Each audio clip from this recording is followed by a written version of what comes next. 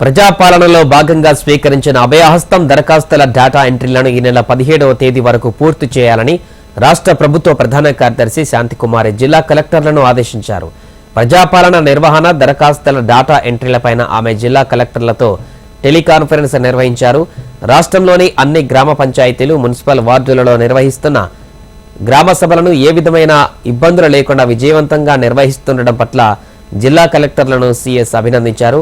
ఈ నెల 6వ తేదీన ప్రజాపాలన ముగిసిన వెంటనే అందిన దరఖాస్తుల డేటా ఎంట్రీ ప్రక్రియను మండల కేంద్రాలలో చేపట్టి పూర్తి చేయాలని ఆదేశించారు. మండల రెవెన్యూ అధికారులు, మండల డెవలప్మెంట్ అధికారుల ప్రత్యక్ష పర్యవేక్షణలో ఈ డేటా ఎంట్రీ చేపట్టాలని, ప్రజాపాలన కార్యక్రమం సూపర్వైజరీ అధికారిగా ఉన్న జిల్లా స్థాయి అధికారి పర్యవేక్షించాలని తెలిపారు.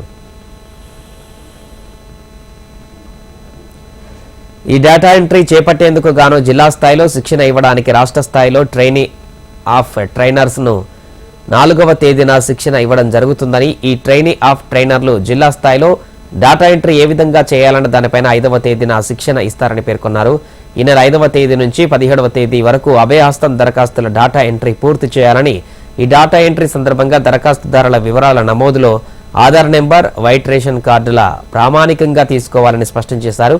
ఇందుకు గాను జిల్లాలోని వివిధ ప్రభుత్వ కార్యాలయాలలో ఉన్న డిటిపి ఆపరేటర్ల సేవలను ఉపయోగించుకోవాలని, అవసరమైతే ప్రైవేట్ ఆపరేటర్లను హైర్ చేసుకోవాలని సీఎస్ సూచించారు.